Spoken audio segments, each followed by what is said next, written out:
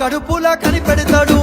ఇంటింటికి తానే పెద్ద కొడుకై కంటికి రెప్పోలే కాస్తుంటాడు